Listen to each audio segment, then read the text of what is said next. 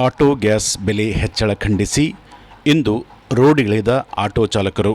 ಸುಮಾರು 50ಕ್ಕೂ ಹೆಚ್ಚು ಆಟೋಗಳನ್ನು ಜಿಲ್ಲಾಧಿಕಾರಿ ಕಚೇರಿವರೆಗೆ ತಂದು ಪ್ರತಿಭಟನೆ ಮಾಡಿ ಆಕ್ರೋಶ ಹೊರಹಾಕಿದರು.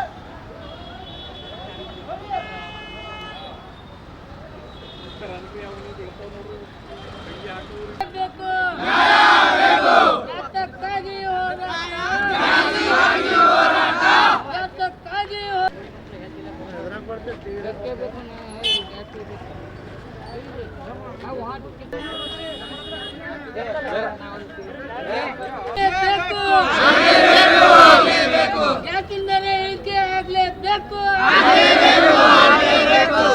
ಬೇಕೇ ಬೇಕು, ಯಾತಕ್ಕಾಗಿ ಹೋರಾಟ, ಬೇಕೇ ಬೇಕು,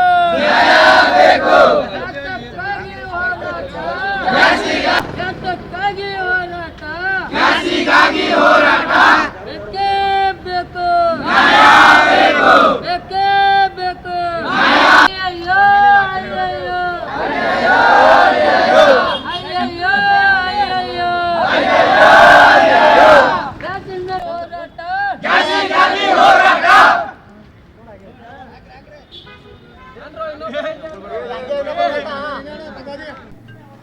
ನಮಸ್ಕಾರ. ನಮ್ಮ ಹೆಸರು ಜಗನ್ನಾಥ್ ಬಿ ಹರ್ಸೂರ್ ಅಂತ. ಗ್ಯಾಸ್ ರೇಟ್ ಸಲಕ ಸ್ಟ್ರೈಕ್ ಮಾಡಿದ್ದೇವೆ. ಡಿ ಸಿ ಆಫೀಸ್ಗೆ ಬಂದಿದ್ದೇವೆ ರೀ. ಗ್ಯಾಸ 15 ಮುಂಚೆ 53 ರೂಪಾಯಿ ಐತೆ ರೀ. ಆಮೇಲೆ 2 ದಿವಸ ಆದ್ಮೇಲೆ 58 ರೂಪಾಯಿ ಐತೆ ರೀ. ಮತ್ತು 2 ದಿವಸ ಆದ್ಮೇಲೆ 65 ರೂಪಾಯಿ ಐತೆ ರೀ.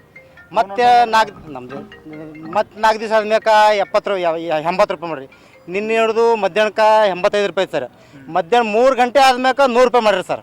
100 ರೂಪಾಯಿ ಮಾಡ್ಮ್ಯಾಕ ನಾವು ದಿನ 600 ರೂಪಾಯಿ ಗ್ಯಾಸ್ ಹಾಕ್ಮ್ಯಾಕ 600 ರೂಪಾಯಿ ಬಾಡಿಗೆ ಆಗಲ್ಲಾಗ್ಯದ ನಮ್ಗೆ ಡೈಲಿ. ಅದ್ರಾಗ ನಮ್ಗೆ ಗಾಡಿ ಬಾಡಿಗೆ 300 ರೂಪಾಯಿ ಬಾಡಿಗೆ ಇದೆ ರೀ. ಅದ್ರಾಗ 500 ರೂಪಾಯಿ ಗ್ಯಾಸ್ ಹಾಕ್ಮ್ಯಾಕ 300 ರೂಪಾಯಿ ಬಾಡಿಗೆ ಕೊಟ್ಮ್ಯಾಕ ನಾವು ಮತ್ತೆ ಉಲ್ಟಾ ಕೈಲಿ ದುಡ್ಡು ಕೊಡ್ಲತ್ತೀವಿ, ಸಾಲ ಮಾಡ್ತೀವಿ.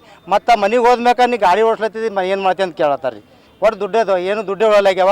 ಅಸಲೇಕ ಈ ಗ್ಯಾಸ್ ಪಂಪ್ದವ್ರು ಮನಸ್ಸು ಬಂದಂಗೆ ರೇಟ್ ಜಾಸ್ತಿ ಮಾಡಿ ಸರ್. ಈಗೇನು ಮ್ಯಾಗಿಂದ ಹೊಂಟಿಲ್ಲ ಏನಿಲ್ಲ ಸರ್. 85 ರೂಪಾಯಿ 100 ರೂಪಾಯಿ ಹಂಗತ್ತ ಸರ್.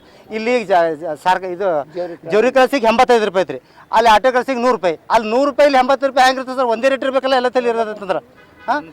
ಮನಸ್ಸಿಗೆ ಬಂದಾಗ ರೇಟ್ ಜಾಸ್ತಿ ಮಾಡತ್ತಾರೆ. ಈಗ ಸರ ಮೊದಲೇನಿತ್ತು 50 ರೂಪಾಯಿ ರೇಟ್ ಇತ್ತು, 50 ರೂಪಾಯಿ ರೇಟ್ ಮಾಡ್ಬೇಕಂತ ಹೇಳ್ತೀವಿ. ಆವಾಗ ನಾವು ಬಾಡಿಗೆ ಓಡಿಸ್ಮ್ಯಾಕ ನಾವೇ ಮಾಲಕರಿಗೆ ದುಡ್ಡು ಬಾಡಿಗೆ ಕರೆಕ್ಟ್ ಕೊಡ್ತೇವೆ. ನಾವೇ ಒಂದು 4 ದುಡ್ಡು ಮನೆಗೆ ಹೋಗ್ತೇವೆ. ನಮ್ಮ ಫ್ಯಾಮಿಲಿ ಭೀ ಸರಿಯಾಗಿ ಇರುತ್ತೆ ಸರ್. ಇಲ್ಲಕ ನಮ್ಮ ಫ್ಯಾಮಿಲಿ ಎಲ್ಲ ಮನೆಗೆ ಬೈಲತ್ತಾರೆ ಸರ್. ಹೆಂಗೆ ಮಾಡೋಕೆ ಇದಕ್ಕೆ ಹೆಂಗೆ ಗೊತ್ತಾಗಲ್ಲ.